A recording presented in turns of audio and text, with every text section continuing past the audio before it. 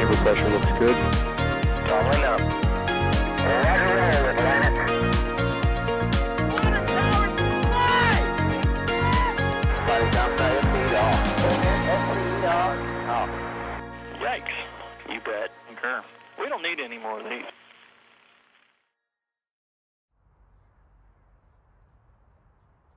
And good early morning if you are on the eastern coast of the United States. Good whatever time of day it is to all of you watching around the world. This is NASA Spaceflight, and we are live at the Cape Canaveral Space Force Station, where you are looking live at a Falcon 9 rocket before it begins fueling. On tap for tonight is the Starlink version 1 Launch 20 mission. For the Starlink program today, a new round of 60 satellites heading into a 53-degree inclination orbit to join all of the others that are already up there. A bit of a milestone flight as the number of operational Starlinks launched crosses the 1,200 mark tonight with this particular mission, flying with previously used payload fairings and a fifth times flown first stage in booster 1058, which might sound familiar to some of you, as it is quite a historic booster, as it is the one that launched Bob Behnken and Doug Hurley on the Demo 2 mission last year, the first crewed flight of a Falcon 9 mission, and the mission that returned crew launch capability to the United States after nearly 9 years. So all around, a historic rocket, some payload fairings that have seen a few missions before, to their credit as well.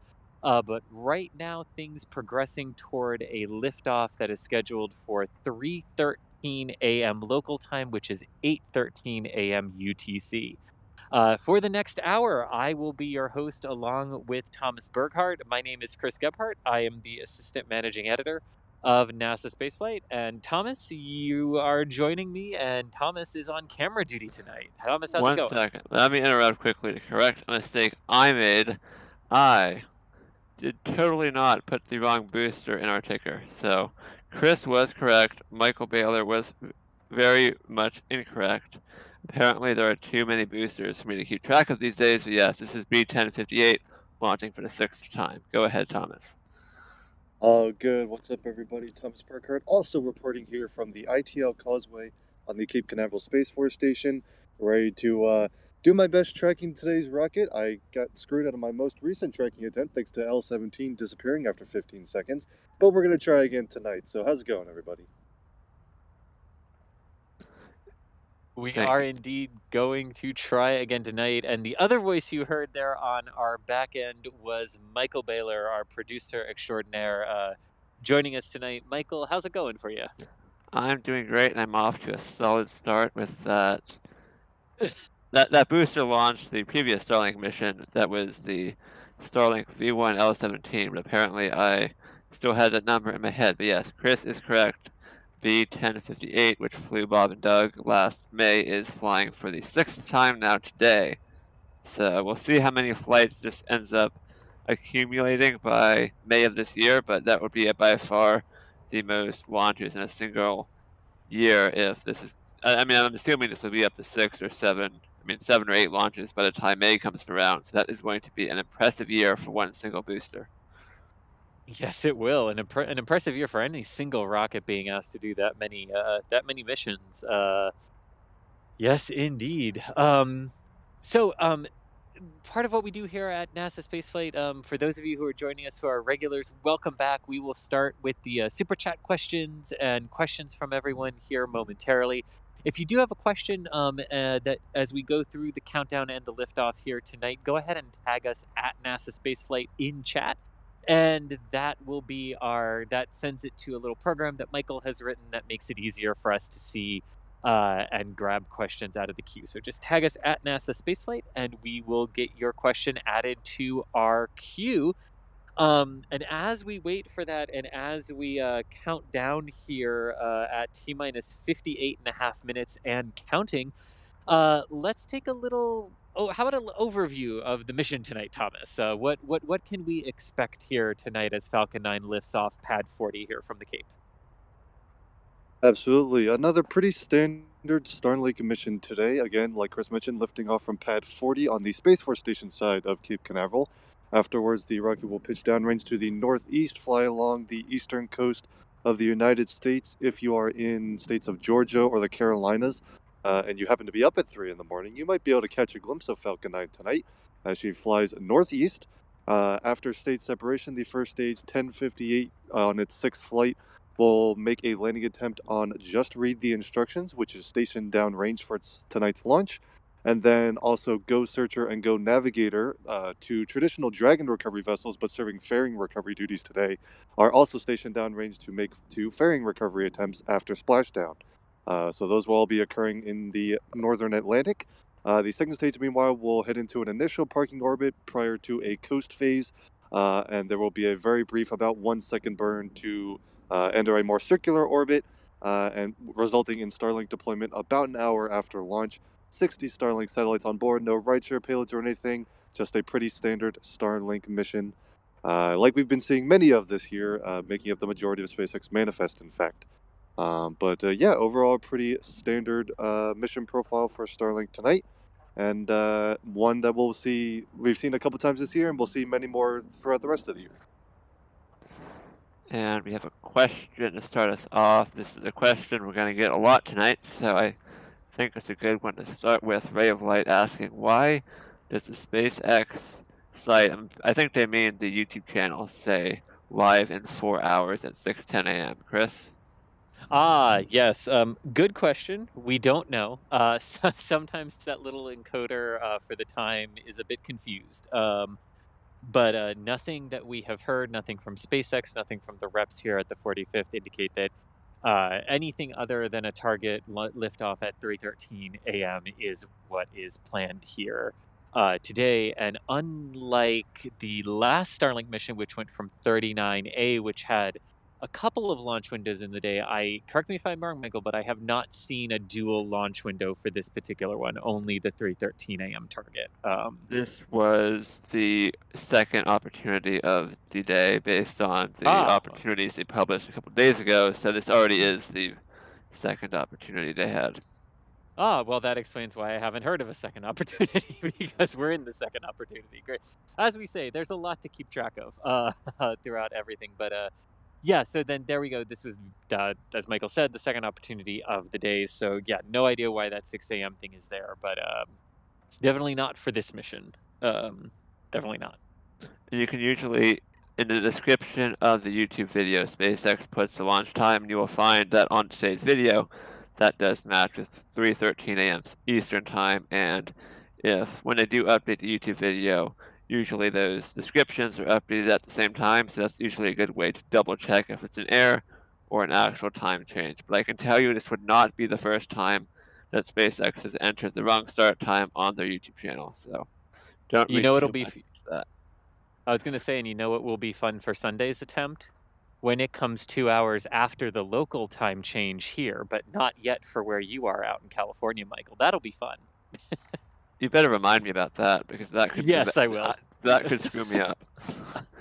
I will. Yes, we're going to watch that. But yes, the next Starlink is scheduled shortly after a time change here on the East Coast on Sunday, so that will be intriguing. Another question about what are the flashing lights on the lightning towers for? Yes. So, go ahead, Thomas. Yeah. Yeah, that's just a pretty standard thing for any tall structures, especially near facilities with aircraft flying around the time. There's a couple airstrips here at Cape Canaveral and Patrick Space Force Base. Those are just basically awareness lights on top of the tallest towers, and you'll see them at a lot of the tall structures and buildings here at Cape Canaveral. So when there are range security helicopters and other aircraft flying around the area, especially at night, it's nice and visible where the nice tall structures are. So that's an aviation safety item. Those towers, of course, are the lightning protection system at pad 40. There are 4 towers there.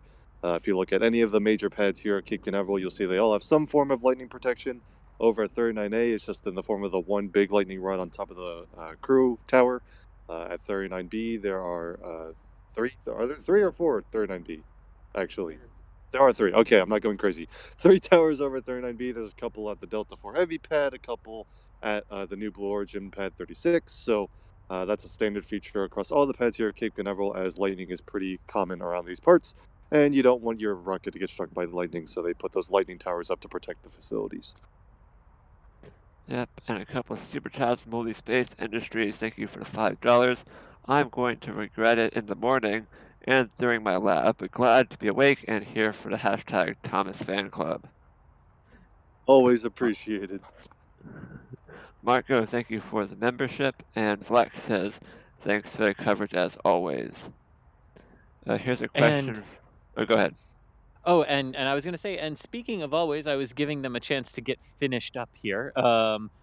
We have two of our photographers here with us. One here on the causeway with us. Stephen Marr is here getting set up next to us, but also joining us, not physically with us, but across the river in Titusville, is Julia. Julia, are you up on stream right now? Why, yes, I am. Good morning, evening, whichever it is for you around the world. I'm gonna try that streak shed again. So, and I'm here to answer questions if you got any. Yes, well, I've actually got one for you, Julia. We had an interesting arrival of the previous booster that launched here. It kind of got stuck out at sea outside of Port Canaveral there for a day. Did we ever figure out what went on and why that booster was just kind of hung out outside of port there for a day? Well, as Steven had said in his tweet, that's the booster that taught us patience, isn't it? It took a while for it to launch, and it took a while for it to come home. So they experienced some weather on the way back, which made them kind of veer toward the coast on the last part of their journey to Port Canaveral. And somewhere along the way, the tow chain apparently broke. Oh, Luckily, there's a secondary tow chain. Yay.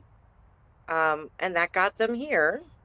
And then they had to sit outside of port while they figured out what to do about that. And there were a couple moments of, ooh, they didn't think, they meaning the tug captain wasn't quite sure that that secondary line was going to hold for them to station keep outside of port.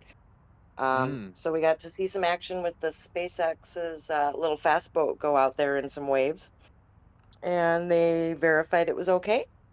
And they hung out until they got approval to come in, because turns out if you have a broken tow chain and it's hanging down, you need special approval and you need some extra help when you birth. And we got to see a birthing process that involved not using a tow chain.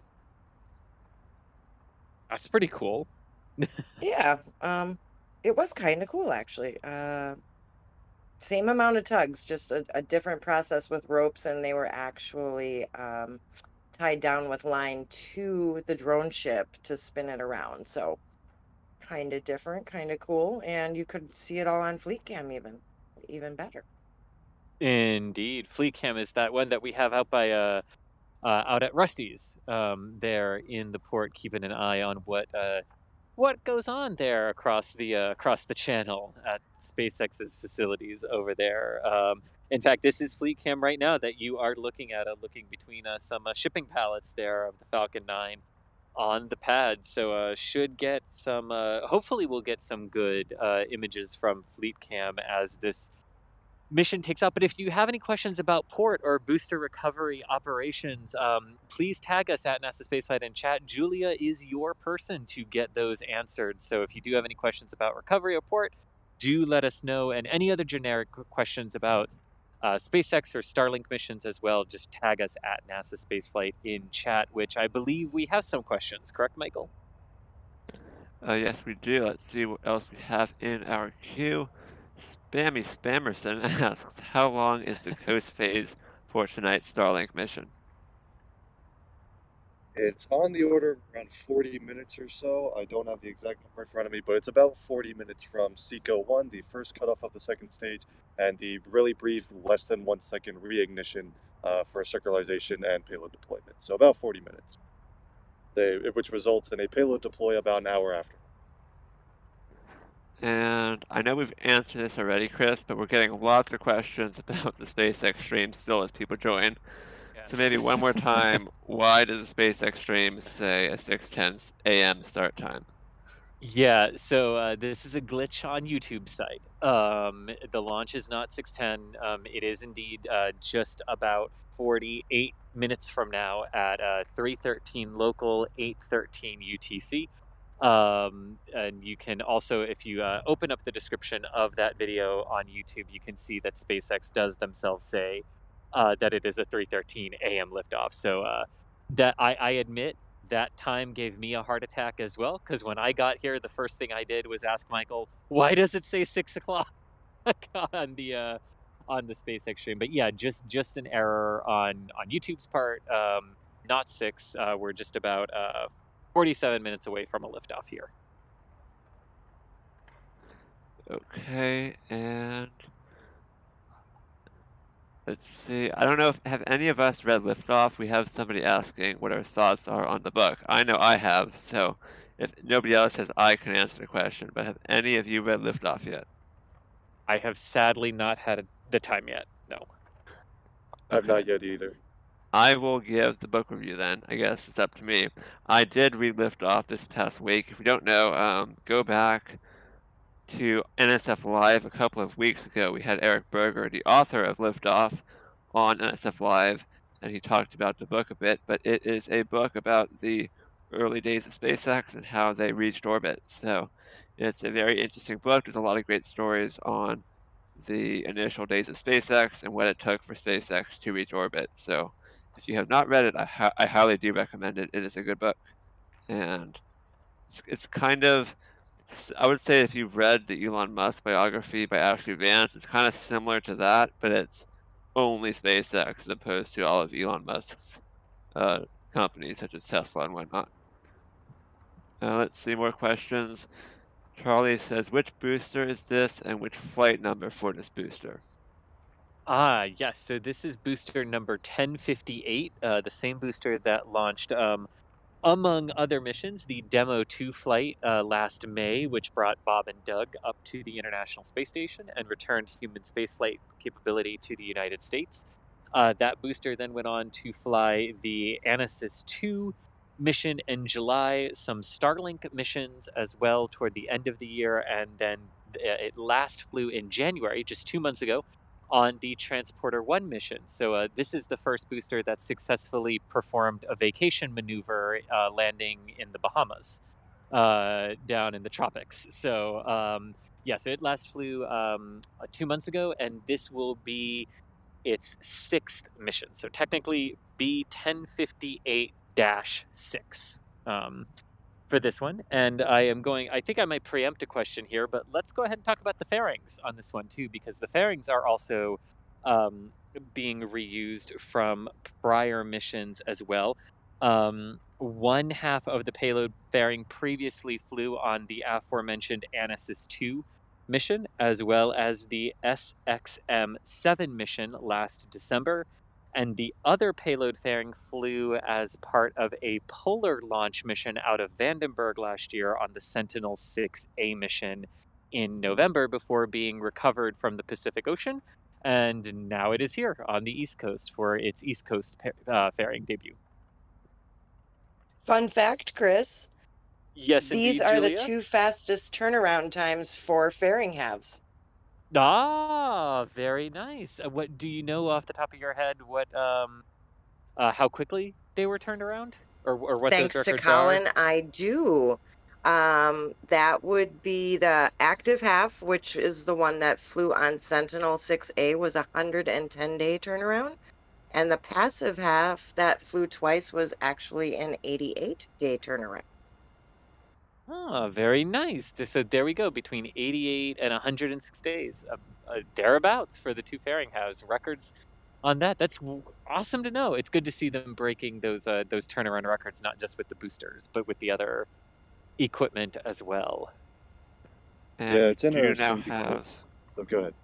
I was going to say, we do now have the SpaceX audio net, the countdown net in our ear, so if we hear any callouts, we should hear that on our audio and on the stream as well.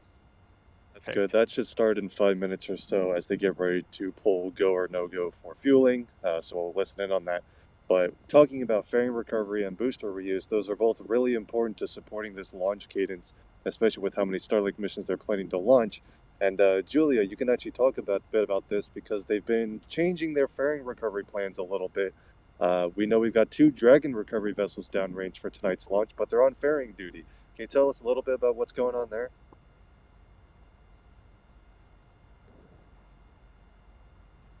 I don't know if Julia heard that question. She left and then came back.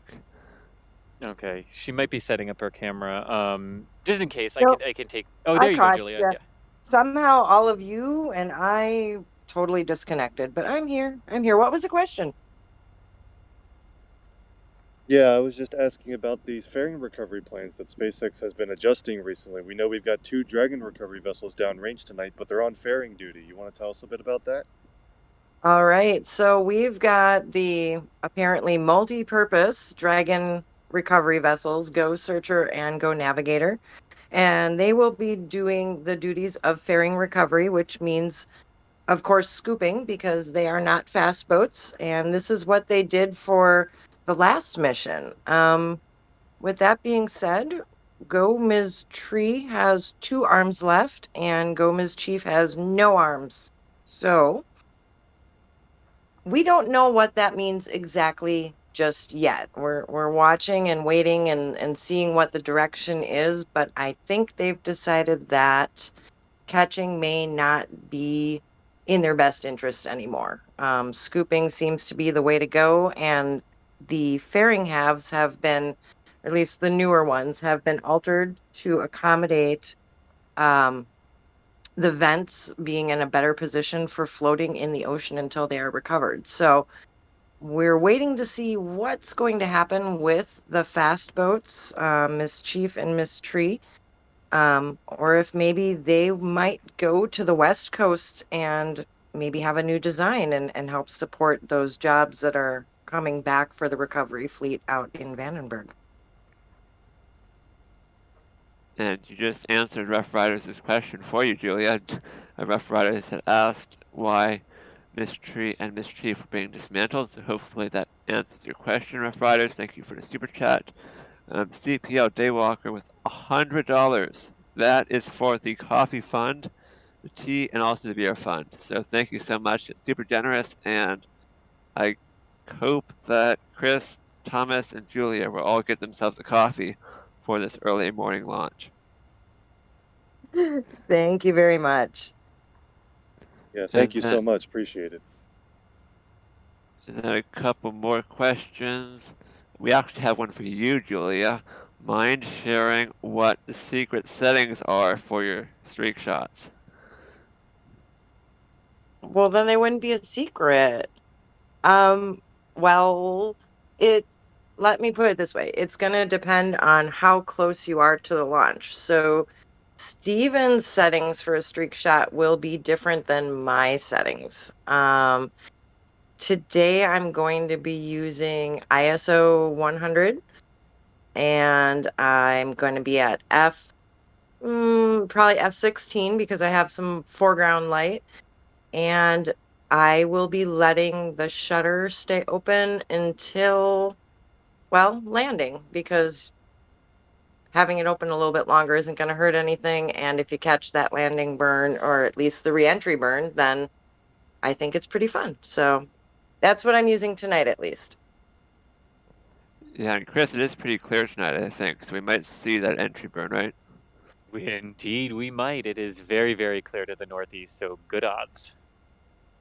Cool. And let's see on our weather, it's saying partly cloudy with only 7 knots, so that is definitely optimal weather for a launch attempt this evening, or this morning, I should say. Yes, it is, and coming up on 38 minutes, so they should be into their final polling right now for propellant load. It's a silent poll, so there's nothing to hear, but that's where they should be right now in their process. Yes, and another question, how many Starlink satellites can fit into a Starship? About 350 to 400-ish, depending on how much they want to cram in. And to be fair, that is based solely on the mass estimate, not sizing, because sometimes your vehicle might not be able to carry as much as it could from a weight perspective because you have the confines of the volume of the payload ring, but about 350 to 400 is what we've calculated from the lift capacity. Cool. Here's a good question. Which number Starlink is this? Asked Joseph. Thomas, you want to take that one? Does anyone want to take this question? So this mission is Starlink version 1.0 L20, so the 20th launch of the version 1.0 satellites, which of course that does not include the Starlink version 0.9 mission, the first batch of satellites which weren't quite the fully operational version.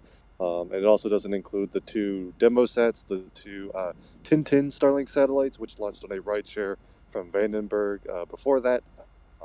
Also worth noting that those L numbers at the end of a Starlink version 1.0 mission name aren't always in order. As we know, the one right before this was L17, as that launch kind of got to the range and got ready to go, but then had some delays, so other missions launched before it. Basically, Starlink mission numbering is not the most straightforward thing in the world, but this particular mission is version 1.0 L20. And that's the sort of its mission designation on the range and by SpaceX. So that's how we would refer to this particular flight. And I would, the only thing I'd add to that is that there were 10 additional ones that went on the Transporter 1 mission that this booster launched a couple months ago that went into a polar orbit. So all told, it's the 23rd mission lifting off with a Starlink, but the name is the 20th. Yeah. It's wonderfully confusing. Yes. And the more they launch, the more confusing it gets.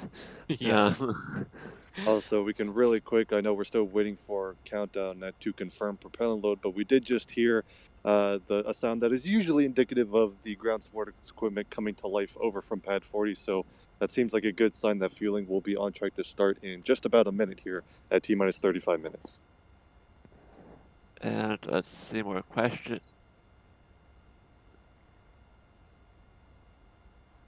LDs go for prop load. I don't know how loud that is. And you just heard that, yeah, we heard it. It's a little quiet, but we heard it. Launch director of SpaceX just confirming that they are go for propellant loads. So RP-1 kerosene and liquid oxygen will begin flowing into stage 1 and RP-1 kerosene into stage 2 in just about 40 seconds here, and that'll begin the fueling countdown for tonight's launch. Chat, let me know how the audio level was on that call out. I know it might have been a little bit quiet for Chris and Thomas, but for... That's a very good question. So these launch times and launches for almost all space missions are not ever really dictated by convenience or what time of the day would work out best. For those working the launch, it's almost always has something to do with the physics of the actual launch. For Starlink satellites, each launch is targeted for a specific plane, an orbital plane with respect to the Earth. And so, for example, this particular launch has to lift off when pad 40 at Cape Canaveral is directly below the plane that they want these satellites to stay in. And Space has confirmed the auto sequence has started as we pass 35 minutes. But these 60 satellites are going to at least initially be in a particular orbital plane, which just so happens to pass over Cape Canaveral at 3:13, which is when this mission will be lifting off. This is very similar to International Space Station missions, when we send a Dragon spacecraft or a Cygnus spacecraft or a Starliner to the International Space Station. Those launches occur when the ISS's orbital plane passes over the launch site. And that kind of holds true for any mission regarding whatever initial orbit you're targeting. That is when your liftoff time is determined. Unfortunately, the only time you can kind of get a launch at whatever point in the day is if your orbit doesn't matter, in which case you block off some range of time at the range just to let range personnel know when you're planning to launch so they can coordinate their assets to support you, such as the in-flight abort test for SpaceX. That was kind of an arbitrary time. That just happened to happen during the day, during like the morning at some point. So they had a nice long window that wasn't some weird time. Also, suborbital missions like a New Shepard mission or something don't really have strict launch windows because they're not targeting an orbital plane or something like that. But missions launching satellites or a probe on an interplanetary trajectory or something, those things usually have more dictated times based on the physics of where that spacecraft is actually going. And tonight's launch is no exception. Yep. Where are the tanks to hold the propellant and locks? Ah, yes. So those, I don't believe you can see them on our feed, but they are off, basically on our feed to the right side of the screen, on the ground there. So basically right there at the launch pad is where all of that propellant is stored prior to being pumped up into the Falcon 9. Let's see. Themos Pit God says, I tell everyone I bought NSF, great stuff. Musical Wolves, thank you for the super chat as well. When was the last time an engine has been replaced on a Falcon 9 booster? A question that's kind of impossible to know. Yeah, the last time we know, like of publicly confirmed engine issues was right around Crew 1, right? yeah, Crew 1 and Sentinel, right? Because there was a in-flight engine failure on a Starlink mission, if I'm remembering the gas correctly. generator on the GPS flight. Something like that, yeah. So after that flight, I believe we know that there were some engine swaps regarding that, as they kind of troubleshooted some Merlin issues. That's the last time I've heard of them. SpaceX, it's because this is different than, Boca Chica, right? Where we can see everything. They don't always, Falcon 9 get worked on in hangars here and at launch complexes, which are all on an Air Force or Space Force installation, excuse me. So we it's possible that they're doing some engine swaps pretty regularly.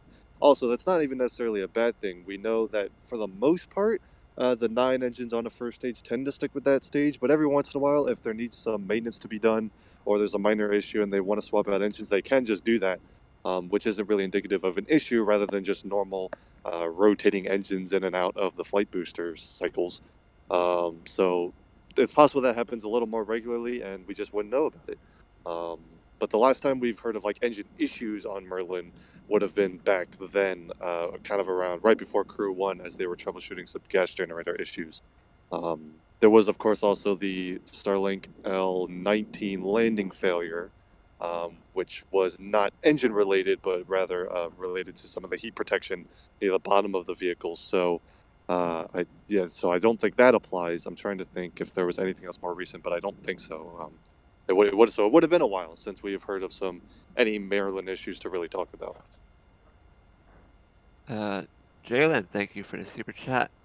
They say this message has been sent via Starlink. Go SpaceX. So, Jalen, not only watching the stream via Starlink, but sending us messages via Starlink, and we appreciate that support.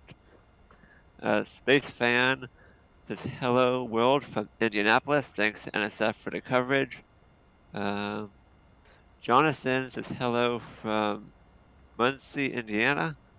And ZZYZX with $2. Thank you all for the support. More regular questions. Does LOX get shipped in, or is it created on site at KSC? I am 99% certain they ship it in. I don't have a liquid oxygen production plant here at Cape Canaveral, but it would not surprise me entirely if I was wrong on that. I haven't heard anything about LOX production here at the Cape. I think it's brought in too. Yeah. Yeah. Could SpaceX use their upcoming extended fairing for Starlink missions? They could, but they wouldn't actually gain anything from it. These particular missions, while the fairing is mostly full, is not entirely full, even with 60 Starlinks on board. And the best example of this, if you go, SpaceX posted a short clip of a fairing separation on a Starlink mission, which was first of all just an awesome video, but also showed that there's actually room for a couple more satellites on top if they wanted to. The reason they do 60 Starlink satellites is because that is the mass limit for a recoverable Falcon 9. If they started putting more satellites on board, they would no longer have the performance and the margins needed to recover Falcon 9 out at sea on a drone ship. So these Starlink missions are mass limited. The only way to launch more would be to launch either on Falcon Heavy or Starship. And right now they're using Falcon 9, the workhorse, to get that done. In the future, Starship will definitely play a role as well, but while they could fit more Starlink satellites in even the standard fairing, let alone the extended fairing, that doesn't do them much good, because Falcon 9 would no longer be recoverable, and reusing these boosters and flying them over and over again is a big part of supporting that launch cadence. And again, if you have questions, keep tagging us in chat at NASASpaceflight. On the topic we just on, Wesley asks, why doesn't SpaceX use Falcon Heavy to launch more satellites, since Falcon 9 is mass constrained? Yeah, so oh, well, we had the same beginning to that sentence, so that was good. Basically, it comes down to what do they need? And they do not need the few extra Starlinks that they could cram inside of this particular fairing. That really doesn't end up getting them anything in the long run in terms of building out the constellation and the timelines that the FAA has approved for the constellation's deployment. So they really don't need it. The Falcon 9 fleet itself is good enough, launching them 60 at a time and throwing them there, as evidenced by the fact that they've said the initial shell that was approved by the FAA, the Federal Aviation Administration, was for 1,500 satellites for the initial shell of operational satellites, and they will cross the 1,200 mark toward that 1,500 initial goal here tonight. So, and they'll do it years before the deadline would have expired. So it's not really there's no need at this point for the Falcon Heavy to do it. And plus, the Falcon Heavy, while a good vehicle, does significantly add to the complexity of your processing timelines and your launch. So yeah, just comes down to a need. And also, Falcon Heavy is still slightly more expensive to launch than a Falcon 9. Your propellant costs are higher and things like that. And so the cost per satellite would probably go up based on you could only fit a couple more Starlink satellites on board if you move to Falcon Heavy, but you still have to launch an entire Falcon Heavy. And so cost-effective wise, it is likely makes more sense to keep using Falcon 9 as well. Also, I should be pointing out that you can start seeing some vapors forming around the side of the rocket right now. Of course, from our view, you're actually seeing the back of the transporter erector, which is what's used to roll Falcon 9 out and raise it vertical at the pad. And you can see the payload fairing sticking up the top, so you know there is a rocket there. And off to the left side of the transporter erector, you can see some vapors, and that's just air around the rocket condensing due to these super cold propellants that are being loaded. So that's another sign that propellant loading is going well. And we're here at about 25 and a half minutes before launch, so the first phase of fueling still underway. And here's a question from Philip. I've always wondered, are you allowed to set up robot cameras streaming from the pad, or is that against remote camera rules? Chris? That is against remote camera rules. So we cannot set, at the launch pads, we cannot set anything that transmits.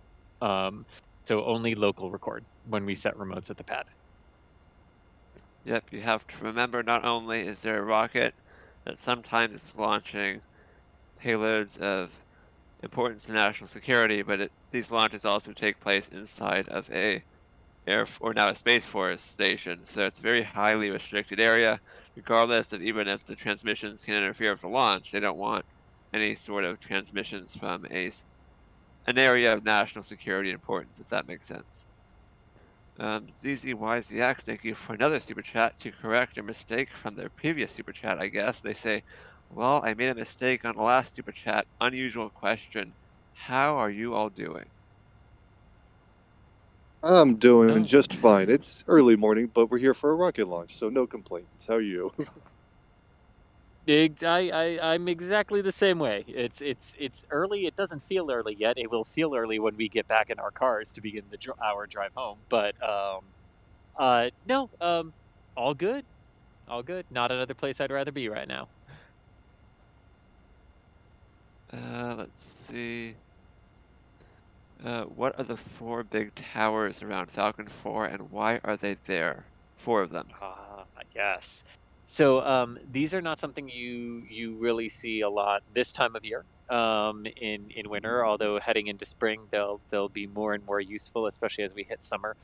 Those are the lightning protection towers. So those are the towers that if there were a powerful storm that came overhead and lightning and all the conditions were right that lightning was going to strike from cloud to ground at pad 40, or any of the other launch pads. All the launch pads here at the Cape and Kennedy have lightning protection towers or lightning protection rods.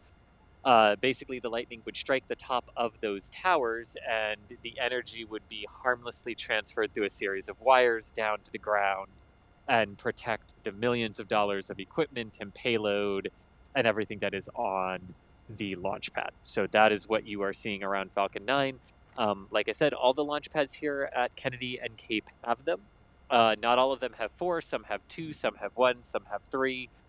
It's just kind of how the basic design of the pad and how the layout of the pad works and what type of system you're going to go with for the lightning protection. But all of them have it here, at least at the Cape. Kyle asks, will we ever see 2 Falcons simultaneously launch Starlink satellites?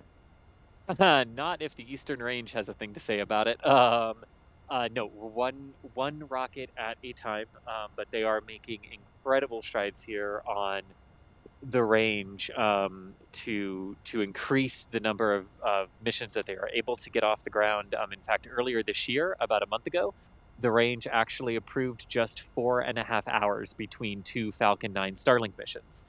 That eventually never came to pass because of scrubs and weather-related delays and technical issues, but they have gotten it down to at least 4.5 hours between 2 Falcon 9s. For this launch orbit, how many more Starlinks would Starship be able to carry? We got a similar one earlier. I think the answer was 300 or 400 more, but we don't know if that was a mass constraint, right, Chris? So it might vary more depending on how many they can actually launch and then do the plane changing for. Right, and also you have to remember that Starship, while it is still, flying and there's prototypes and whatever, it is still under development, so the payload capacity will fluctuate a little bit as they iron out the system. So its exact mass lifting capability and its exact payload volume it has as well might change. But yeah, early estimates are somewhere between 300 and 400 Starlink satellites can fit in a Starship based on those kind of 2 criteria. But we're going to have to wait and see exactly how that works. The payload volume criteria is less known just because you don't know what the dispenser looks like. You have to open up some sort of payload bay door and then separate Starlink satellites that don't crash into said payload door and things like that. So there's some things to be worked out there exactly how that would work. But of course, I'm sure we'll hear more about that as they get closer because that will very likely be one of the first payloads Starship ever launches will be some batch of a whole bunch of Starlink satellites because that would be very useful for SpaceX and a nice internal payload for them to do their test flights on. Also worth noting that at T-minus 20 minutes, we've got that signature vent from the transporter erector that is a normal part of the Falcon 9 countdown, part of purging the ground support equipment in advance of liquid oxygen loading into Stage 2. So another standard point in the countdown indicating that everything is nominal. Stage 2 fuel load's closed out. And right on cue, Stage 2 fuel load has closed out. They will move into Stage 2 oxidizer loading at T-minus 16 minutes. Cool. Has lightning ever struck with a Falcon 9 on the pad? I do not know if, I assume, Falcon 9 has been out on the pad quite a bit. We do get lightning strikes. I do not know if a lightning has struck while the Falcon 9 has actually been out on the pad before. The chances of it are very high given the flight rate of the Falcon 9 and the 2 pads that they have here. I do know that lightning has struck pads with vehicles on them and with fully fueled vehicles on them at times. And the lightning protection system did its job absolutely perfectly and protected the vehicle, and all was good from that perspective. So I hope that answers your question. I don't know specifically about Falcon 9, but rockets have been on pads that have been, when the pad lightning systems have been struck by a lightning bolt, yeah. The most recent example I can think of, I know Delta IV Heavy last year and the Enroll 44 campaign, during one of those launch attempts, I know lightning did strike one of the towers over at pad 37B. So yeah. I know that's the most recent example I can think of. I can't think of a Falcon 9 off the top of my head, but it wouldn't surprise me at all if that has occurred, and it's pretty standard, and they planned for it, so it's all good. What is the numbering scheme for the launch pads across the United States? Across the entire it's not even consistent across Cape Canaveral, so there's not one scheme. It kind of varies on what range you're looking at. I can give a little bit of insight. Here in Florida, we have our eastern range, which is kind of divided into two halves. You have the Kennedy Space Center to the north and the Cape Canaveral Space Force Station to the south. On the KSC side, there are only two really active pads, 39A and 39B, and they're both designated LC-39A and LC-39B for Launch Complex. On the Space Force Station side, we tend to use the Space Launch Complex dash whatever number it is, sort of nomenclature. So we have Space Launch Complex 41 for Atlas V and Vulcan, Space Launch Complex 40, which we're looking at right now for Falcon 9, Space Launch Complex 37B is for Delta IV Heavy, and so on. We also call them Slick 40 or Slick 41 because we like to sound cool. But that's kind of how the number scheme works here. The numbers themselves are almost arbitrary. It's more about when the pad was created rather than their position. Yeah. Because Launch Complex 39 is farther north than pad 41, so that doesn't really line up that way. But yeah, the numbers are not entirely in order. I'm trying to think of other places. At Wallops, the major pad is pad 0 because they started at 0 for some reason. 0A and 0B Yeah, exist 0A at and Wallops, 0B. yeah. At Boca Chica, the two suborbital pads are just known as pad A and pad B. At Vandenberg, there's less It's pads even over there, crazier. but Yeah. they all use the Space Launch Complex nomenclature over there because that's another Air Force installation. There's no like civilian side to it. But then Vandenberg usually has 2 launch pads per location, but instead of calling them A and B like 39A and 39B, they call them 3E and 3W for the east and western locations of where they are. And like for pad numbering systems here at the Cape, right? Like pad 36 is sandwiched between 13 and 11.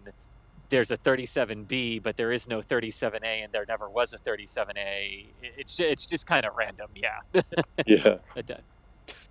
The more straightforward one is when you go to a private range like Rocket Lab, where they just call it LC1, and then when they build a second pad, they just say 1A and 1B. Keep it nice and simple. There's no 2-digit numbers and different nomenclatures and things like that. So sometimes it gets simpler when there's that. But here, places like Vandenberg and Cape Canaveral, where there's so many pads, the numbering can get a little confusing. Well, and that's a good point because of how it's going to work at Wallops, right? Where pad 0A, where Antares launches, and LC2, which is the Rocket Lab pad, are literally right next to each other. But Rocket Lab has their own numbering system where their first pad is in New Zealand, their first launch complex is in New Zealand, their second one is in Wallops. So it gets Launch Complex 2, even though that doesn't match the numbering scheme that Wallops uses. So I hope that was a nice, confusing answer for you on how pad numbering systems work, because it is just confusing and arbitrary to some degree. Our next question is from Zach. Do you guys believe that SpaceX will ever stop performing Falcon 9 static fires before launch? Yes, go ahead, Thomas. Yeah, I was going to say, they kind of already have. They still do them occasionally. I know this particular mission did have a static fire. But it's kind of about where the booster is kind of in its life. If it's a fleet leader or one that's been reused several times, they do like to get a lot of data from those. If it's a booster that's already, or if it's a booster that has never flown before, they like having data with that, so they'll definitely do static fires before those launches. But if it's kind of a younger booster, for lack of a better word, only flown maybe 2 or 3 times, they have enough data from previous flights, so they have lots of data on the booster itself. And it's also not really pushing the limits of reuse or anything like that. So on those kinds of missions, we have seen them skip the static fire. It's kind of a case-by-case basis at this point. I don't know if we'll see them move to no static fires ever anytime soon, just because it's an easy way to get more data and just adds to the reliability of your vehicle. We know that, especially on the L-17 mission, which performed 2 different static fires, that kind of demonstrates the fact that they do occasionally find data during a static fire that's useful and worth tweaking and making adjustments to. So I don't think we'll see them go away forever anytime soon, but they're not necessarily required for every single mission. Yep. Let's see. Every time I watch your streams, I learn something new. Your commentary is amazing, and I will continue my support for your channel. Thank you so much, Northerns. Thank you for the support. Yolanda Muskrat says, it's 3 a.m., but I don't care. Space rocket more important. Pancakes or waffles? I'm a pancakes person myself.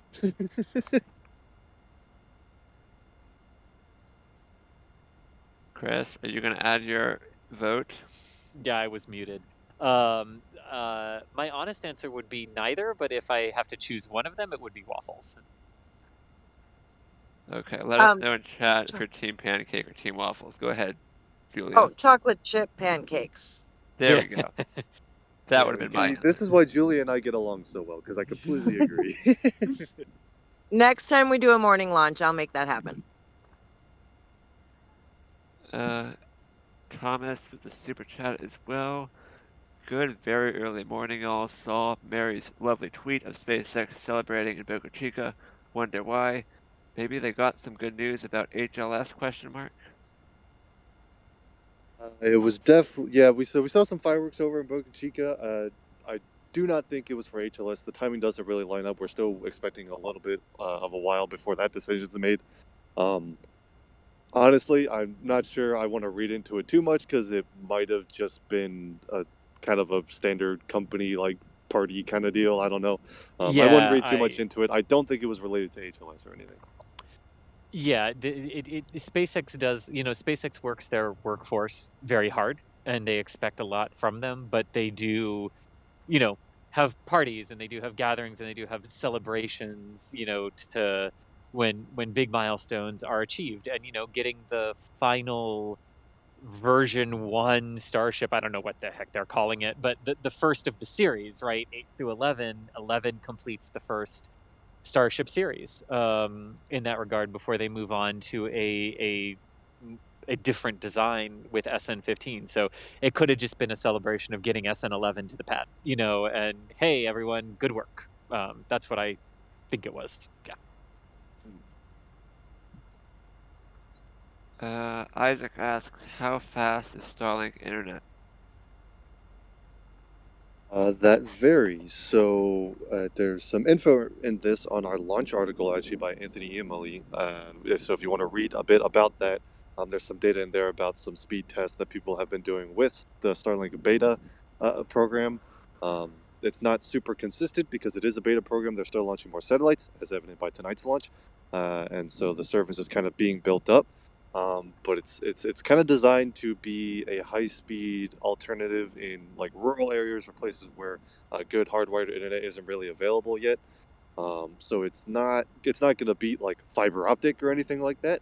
But it's better than some of the older satellite internet offerings or some of the hardwired connections that are not very modern or very high speed. They're just kind of out and sort of away from big population centers and things like that. So it's kind of middle of the road. I don't know. I don't want to quote exact numbers because it fluctuates so much so early, but I highly recommend checking out the launch article because there's a way more information in that.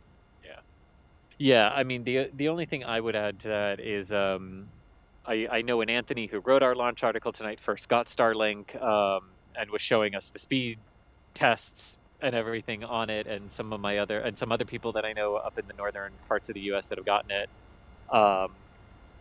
Basically, when they sent me the screenshots, and I went, "Oh, I wonder how that compares to my internet in the populated city of Daytona Beach, Florida," and Starlink was literally 300 times faster than what my speed test at home called very fast internet, and Starlink was 300 times faster. So that's what I'll add to that.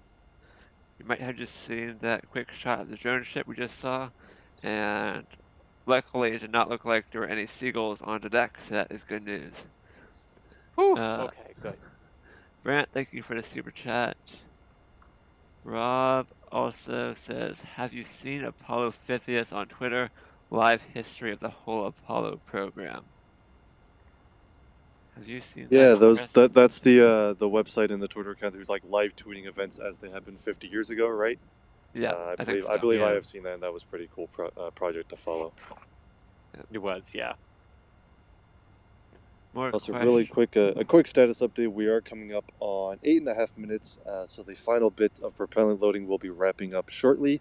Usually wraps out around 2 minutes before liftoff, and so we're kind of getting into the business end of the countdown. In just about a minute at T-7, M1D engine chill on the first stage will begin. So they'll begin thermally conditioning those 9 Merlin engines for ignition and liftoff. So we'll keep taking a couple more questions, but then pretty soon we're going to get into watching tonight's launch, assuming that everything proceeds nominally from here on out. For sure. Any more Pad 39A Starship progress, Chris or Thomas?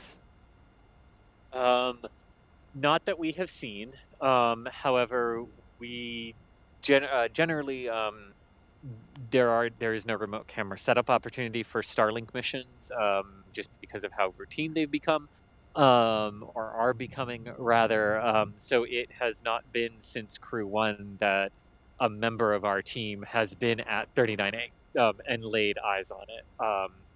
But from what we know, the focus is still very much on Boca Chica at this point and getting that facility up and running. However, there has been recent activity at the tile production facility in Cocoa. So Starship stuff is still happening here in Florida, but specifically to the pad, we haven't heard anything. And the last time we saw it was back in November. And the next time we will see it is theoretically next month at Crew 2. So ask again at Crew 2. Yes. Mr. Pie Lover asking, who in your crew is from Embry-Riddle? If I can Person mute not myself, I talking. was saying- the person who's struggling to hit the mute button. That would be myself. I'm an aerospace engineering student at Embry-Riddle. So how's it going? And Mr. Pie Lover says they are a fellow Riddle student. So, Thomas, you might have to figure out who their real name is. I've been recognized on campus a couple times, and it's a little weird, but it's a little cool. So if you see me on campus, feel free to say hi. I don't bite. John B. says SpaceX used to put the transporter erector back 45 degrees before liftoff a few years ago, but now they are putting it 2 degrees back before liftoff and then 45 degrees after liftoff. So I think they're wondering, why did the transporter erector throwback process change, Chris? Yeah, so the original version that they have, I am personally blanking on how many degrees it threw back. I don't believe it was 45. I think 45 was the upgrade to the newer versions, which are used here, one at 39A and one at 40. Basically, the initial pullback to 88.5 degrees from the 90 degree position, which will be coming up here in just a couple of minutes, or just about a minute.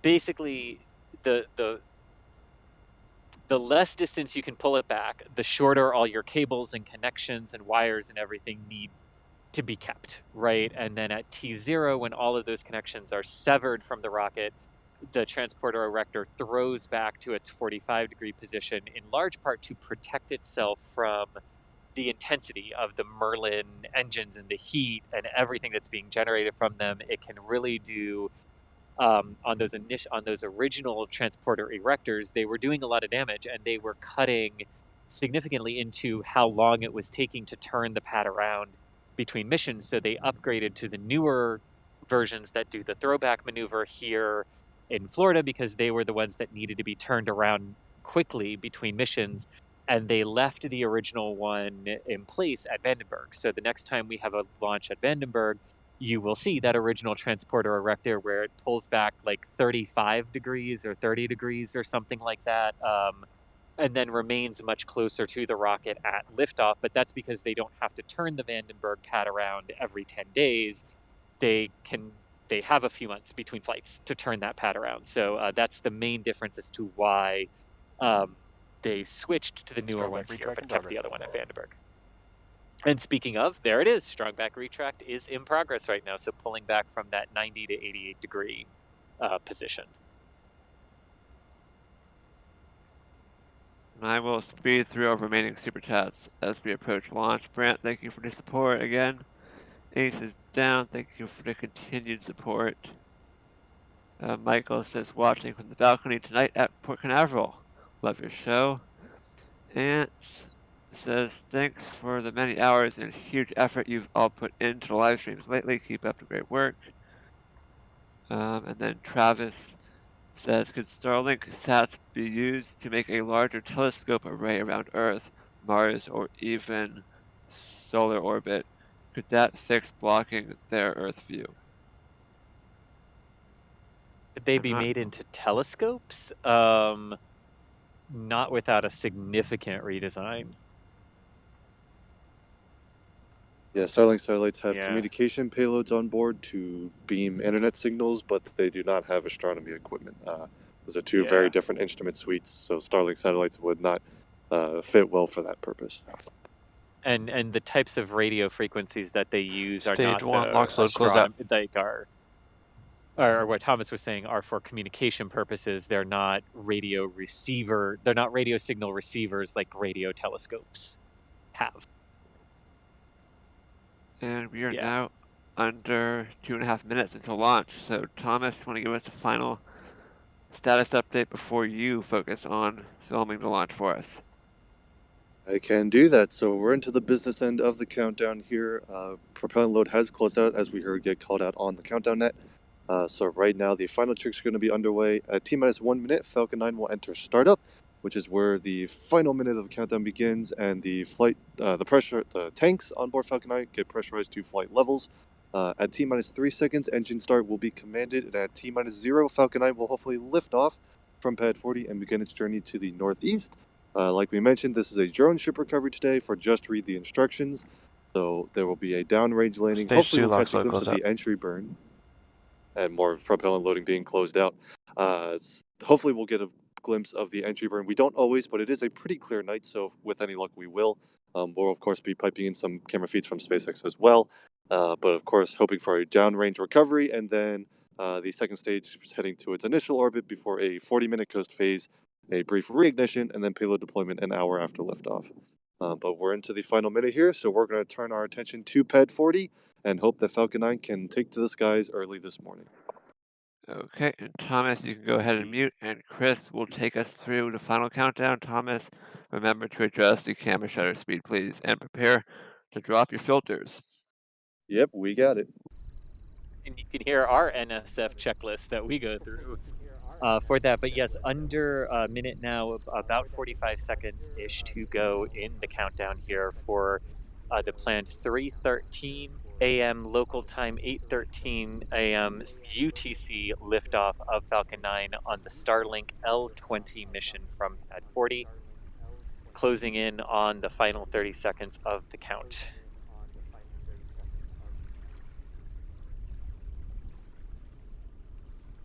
At this point, Falcon 9's tanks are pressurized for flight, and Falcon 9 has control of the countdown.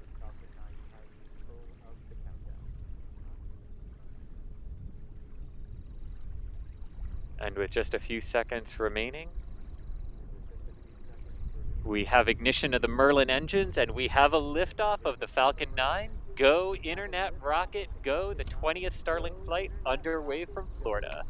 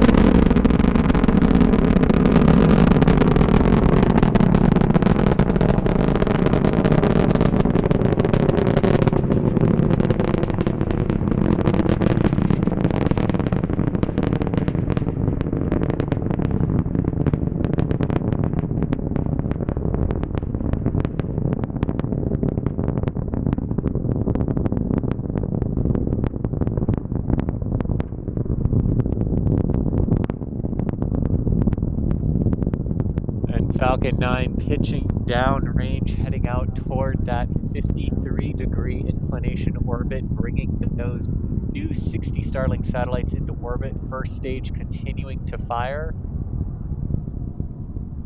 That pitch program now giving the vehicle a lot more vertical acceleration, or sorry, a lot more horizontal acceleration than vertical acceleration now, as Falcon 9 has climbed out of a good portion of the dense lower atmosphere of Earth. If you watch on our broadcast, you can see the flames from those 9 Merlin engines will begin to expand and change color as they leave the atmosphere. They leave the oxygen-rich element of the lower atmosphere, and they also leave behind a lot of that air pressure that keeps the flame very contained and tight. And as it climbs into vacuum, you can see that expand. Absolutely gorgeous from here on the ground as Falcon 9 heads away from us to the northeast. Incredible camera work, Thomas. That is exposed perfectly. That really is. I mean, epic shot. You can see those 9 engines burning. We are approaching stage shutdown and separation here. And there is stage shutdown from a visual on Mark 1 eyeball there. Standing by, and there is the ignition of the second stage we have with our eyes here. And you have it on the screen there. Thomas continuing to do an awesome job of tracking that. That little dot is now the single Merlin vacuum engine on the second stage of the Falcon 9. Shutdown and separation of the stages appeared to occur right about per the pre-planned timeline there too. So that first stage is now on its way to the drone ship. Just to read the instructions, located about 630 kilometers northeast of the launch site here. And those payload fairings, which have popped off at this time, will be on their way for a splashdown into the Atlantic, and they will be fished out of the water by the recovery ships Go Searcher and Go Navigator, and they will splash down about 730 kilometers northeast of the launch site, so about 100 kilometers further downrange than the booster will. You can oh my see gosh, here. Are those clouds? Yeah, Thomas still has it too. Yeah, Thomas, yeah. It is absolutely gorgeous in the night sky here. That single little dot you are seeing, that is the second stage, and that is our camera with Thomas tracking it. What is that view on the SpaceX view on the left-hand side? Acquisition signal, Bermuda. Well, I think that so. is the second stage, yeah. Yeah, interesting. And Thomas is still tracking the rocket at T plus 4 minutes. That's impressive.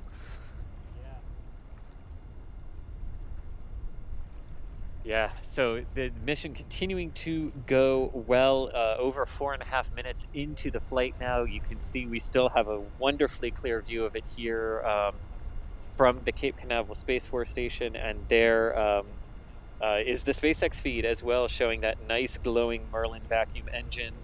The Merlin vacuum engine's stats are on the right-hand side there, and on the left-hand side, right there, you can see it dropping 114 kilometers to 113. That is the telemetry for the first stage as it makes its way toward the entry burn and then an anticipated landing on just read the instructions. Thomas still has the second stage in his sights.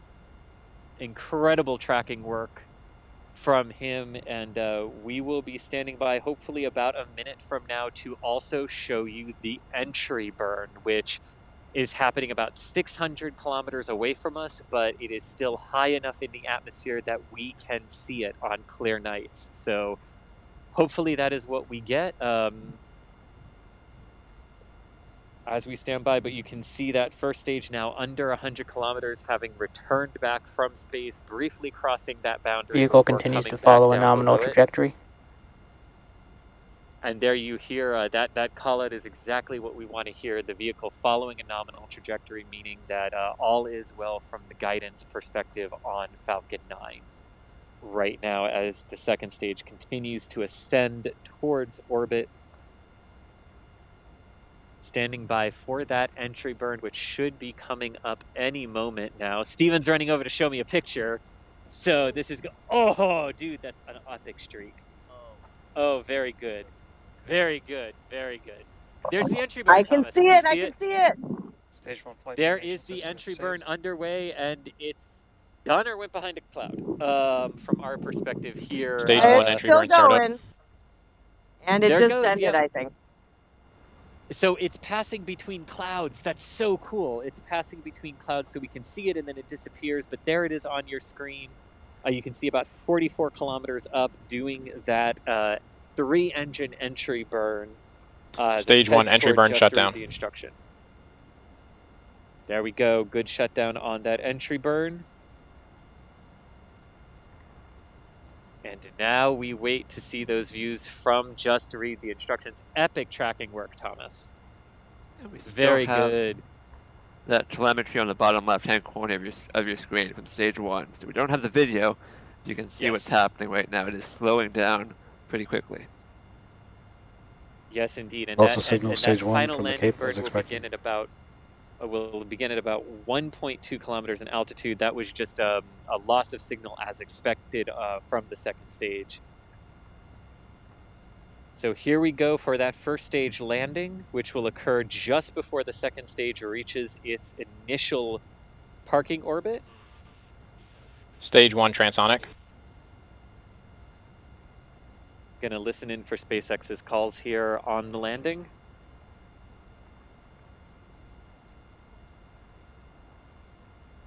You can see that booster continuing to drop, just 4 kilometers in altitude now, heading toward the drone ship. I think I could have kept tracking stage 2 if I didn't try to switch to the entry burn, by the way. But it's I fine. know. Stage 1 landing burn. Right? Well. There we go. Stage 1 landing burn is underway, and there's our view from just read the instructions.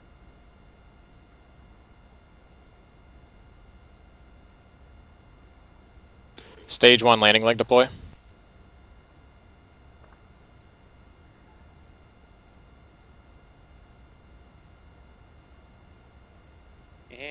And there we have it, a booster Stage 1 landing confirmed. just sitting on just read the instructions. Stage 2 flight termination system has safed.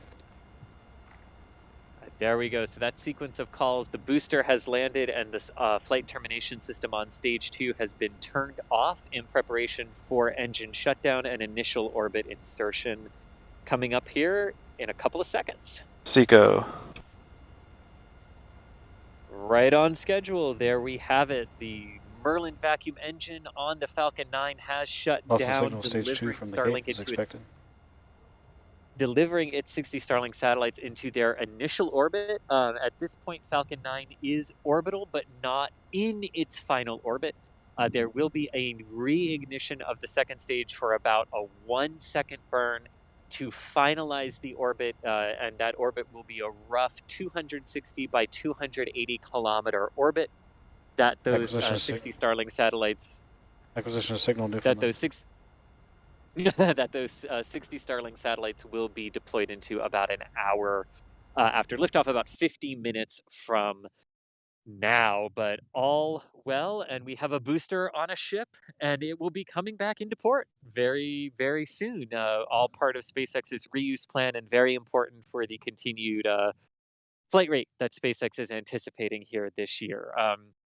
Epic job tracking it, Thomas. Very epic job tracking it. The exposure was perfect too, Thomas. Great work. I think that was our best camera work with this new camera. Well, obviously we've only had it for 3 days, but this new camera, or 3 launches, this new camera is paying off. Really good work. Yeah. We are a huge thank you to all of the super chat support and memberships and people who tune into these things, because we get to upgrade that equipment, and we are still learning a couple things, but had some tricks up our sleeve and got some really good shots tonight. It also helped that it was just a beautifully clear night. I think I already have ideas on how to do even better next time, but I think it went pretty well, and I'm glad that we got such great views tonight. It was awesome. I did eventually just bail on stage 2 because I realized the entry burn was happening, but by the time I acquired it, it was behind the cloud again, and it kind of, whatever. But yeah, gorgeous view tonight, and the sound also was incredible tonight. So a good launch viewing experience, which makes it worth it when it's 3 in the morning down here. And one thing night launches always do for me is, as soon as that rocket leaves the pad, is the moment you realize how much humidity is actually in the atmosphere. When you're like, "Whoa, everything's orange." Yeah. The night to day transition for a night launch is always awesome. Yeah. A couple of quick super chats I'm going to run through before Chris and Thomas have to go. If you have to go, Chris or Thomas, just let me know. and we'll Will jump let's over do to like Fleet 2 questions. Okay. Well, quickly, CPL Daywalker had a second $100 super chat of the night, so I wanted to make sure I got that one. I am waiting for my Starlink to show up. I want decent net till I move back down to the Space Coast. Thank you so much for your amazing support today. I cannot thank you enough. And then Slick the Duck with €1. Loy with $5. Flurgy says it would be advantageous to monitor space weather with a full network of satellites. Brant says, how close to landing can a vessel be? Is it in U.S. territory or international waters? It's in international waters, technically, too far off the coast to be in U.S. waters. Also, was that the same super chat as the person mentioning a network of satellites for space weather? Is it the same person? Potentially. I was going quick. I was not paying Okay. attention. Whoever messaged that, you should message me on Twitter or something. I may or may not know someone or be someone who's working on a research project on that topic.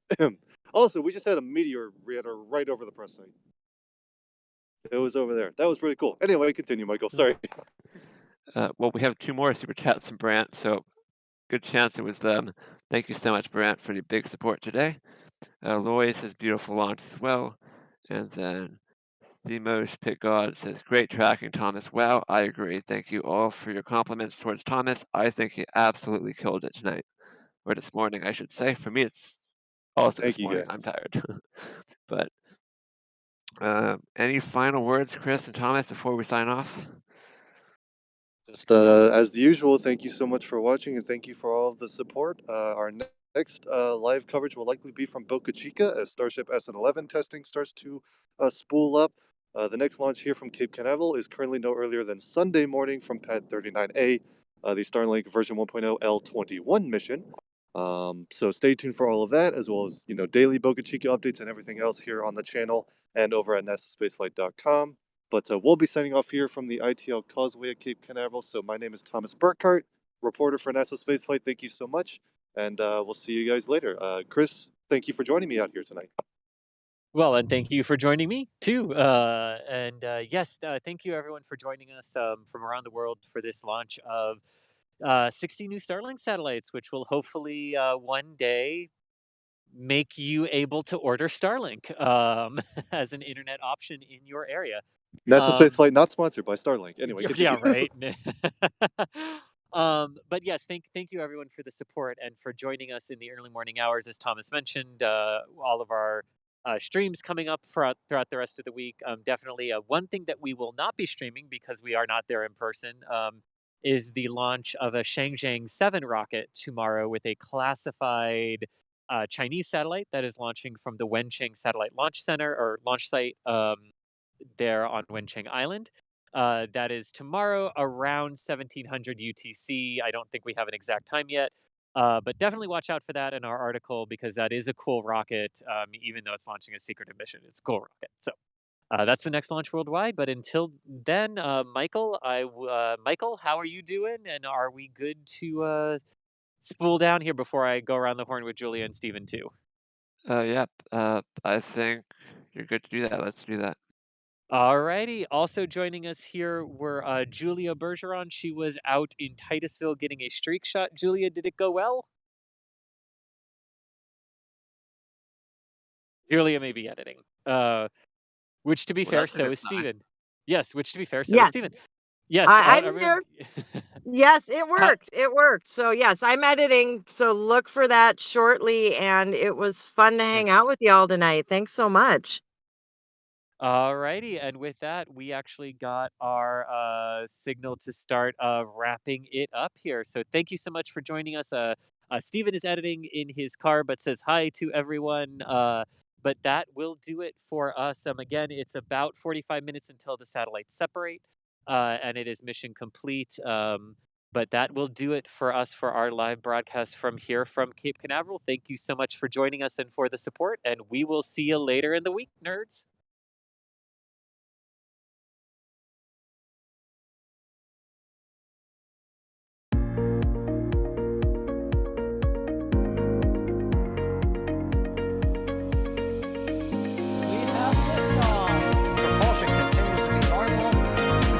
Chamber pressure looks good. Calling up. Roger, roll, Atlantic.